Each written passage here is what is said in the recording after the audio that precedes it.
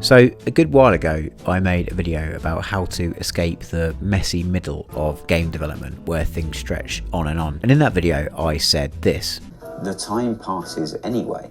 That time is just going to continue to pass whether you do the thing or not. That's something I still really stand by. The concept is that, you know, whether or not you do the thing, time is going to pass regardless. So I guess you might as well do the thing. But that is obviously a double-edged sword, because if you don't do the thing, the time passes anyway. And so with that in mind, what I want to do in this video is kind of ring fence the next year of my life and mark out the time between now and the end of that period of time and distribute the game dev jobs I have to do along it. And we'll do that in a few ways, some of which are interesting and some of which are just hard and boring. So yeah, welcome back to the point and click devlog, I guess, an ongoing series where the next 12 months is going to be full on. So making a game obviously takes a really long time. I know that firsthand, and I want to avoid that for this new game by making something that I can kind of streamline. There's a whole first devlog about this project that you can watch if you need more info, but the sort of really short version is it's a noir detective game with deduction and stuff where I have formulated kind of a blueprint in my prototype for scene 1 that I can kind of replicate, changing all the details in such a way that I hope will not take 5 years. The long story short kind of side of that is this is a game full of independent scenes where there's a puzzle, an NPC, some things to look at and a deduction in each scene that you will kind of do as its own self-contained thing before moving on to the next one. And there are 30 in total, one of which I have done. The planning for this was done on a big digital whiteboard in a tool called Lucid Spark, and I will go into detail on the sort of planning side of that in a different video, I think, because that's worthy of its own discussion and explanation, both from a like scene by scene game development side, but also from like it's a murder mystery and how do you plan those kind of side. But either way, I have kind of finished that planning now, and so I've got my prototype for scene 1. I've planned out all of the scenes so I know the length of the scope of this game, and so the final part of the puzzle as I see it is to assign kind of a deadline to each one so that things don't get away from me, and so that when that time is passing I'm actually ticking things off in kind of quite a steady way. Because if there was one thing that I was guilty of on my first game, it's being very up and down in terms of how much I worked on it, and maybe you've been the same on projects you've worked on. But yeah, there was a lot of intensity in 1 month and then months of nothing, and then a few weeks of real intensity again and then months of nothing, and I would want to avoid that by having a cadence that I can work to that makes sense. So 29 scenes left to do. I think the first thing to do is to map out how I can visually delineate that into weeks of the year across the next 12 months, and for that I'm gonna start drawing stuff. So I'm just finishing a banana. What we have is 5 parts to the game with different lengths. So I guess if that's part 1, part 2 is larger, part 3 is kind of the same as part 1, part 4 is a bit bigger, and then part 5 is quite small. So I think it's 1, 2, 3, 4, 5. So there are 5 scenes to do in part 1. Part 2 has 12, I think. That's the broad scope of the to-do list. I guess the issue that I have is I want to map this out in real physical space on my whiteboard cupboards. And I have 4 cupboards of equal size. So I appreciate this is planning to do some planning, but I don't want to have to redo this twice. So I don't know what works for you in terms of motivation, but I know myself pretty well, and I know that I have an issue with tools like Trello that I know a lot of game developers use, but it's just another thing to have open and to maintain. And what happens with me more often than not is Trello just sits unopened for months, and then I'll have like a burst of yes, I need to be productive and organized, and I'll try and sort it out. And so there's a question of accountability and how I become more accountable with my time, and I think the answer to accountability is visibility. And so the exercise I've just done is kind of a precursor to what I'm about to do, which is to make that deadline work pretty visible. And so just above me are these cupboards that have white paper material on them, and I sit just over there. So I'm going to write out all of my to-do list stuff up there with the view that I'll never be able to escape it and it'll always be open. This place has become a real dumping ground. So I am going to clean it up before anything else happens. My camera's doing this very weird thing where it's following me around the room. Let's get this up on the board. My incredibly wonky whiteboard cupboards. So I effectively said that this up here is going to be part 1, and then part 2 is going to be all of this as well, like so. Part 3, quite small up here. Part 4 is all of this.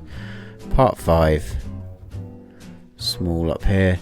And then I think for the purpose of this, we can call this Next Fest for October 2026, which seems reasonable to me because I think I want to get voice acting in it, and I haven't yet decided whether this will be a part of the existing game or maybe like a little prologue, kind of couple of scenes. I'll figure that out. But for that, the deadline would be, I guess, let's call it August. I really hope you can actually see any of this. Sort of, but it has made me think that what might be nicer than drawing all these little squares is post-it notes. So I'm going to go get some post-it notes. So, as luck would have it, I found some pink ones, which is thematically relevant because pink sticky notes were a bit of a theme in my first game, the Biggleboss Incident, which is, you can buy that now. Go and buy it, thank you. I guess the most important thing to know is that I've worked out how many weeks there are between now and the end of this, rounded up slightly, and so the very final scene should be done by the 28th of June, I think it is. That being said, I'm gonna now give myself a load of work to do.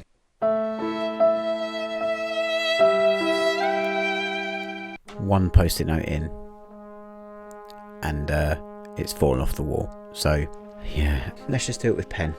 So whilst I get on with this, we should probably talk about why I think doing this kind of exercise is important. Obviously I've mentioned the whole trying to avoid peaks and troughs of effort, but I think there's something really calming in being able to map out the full length of a project from start to finish and understand its scope. I remember when my wife and I were planning our wedding, we kind of were getting overwhelmed with how big of a job it seemed organising a wedding, and the solution that we hit upon for it was twofold. Firstly was we only talked about the wedding on Mondays, which if you're planning a wedding, I recommend designating one day. The second thing is we created this kind of like advent calendar where we wrote down all of the jobs that we needed to do and we distributed them across the weeks remaining to the wedding day. And then as we went through week by week, instead of having a huge list of jobs to do, we just looked at that week's jobs and went, oh okay, it's these. And that made everything feel much more manageable. So much so that when we were preparing for the birth of our son, we did exactly the same with a big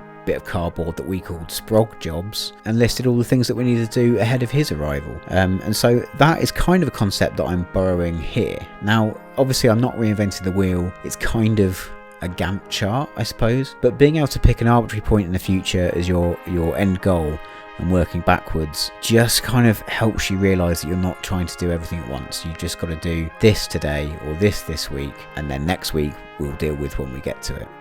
As intensely boring as that was for me to do, it's super helpful, I think, because A, I'm visually minded, and B, it's nice to have like an advent calendar type thing that you can tick off as you go along on a project like this. Also mapping out the full extent of it, as much as, you know, that box and that box and that box doesn't really represent the full extent because, you know, there's a lot of work in each of those things. I don't know, it feels less scary to me as an overall prospect.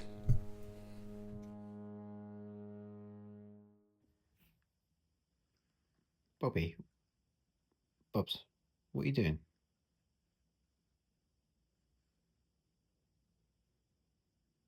There's nothing there, mate.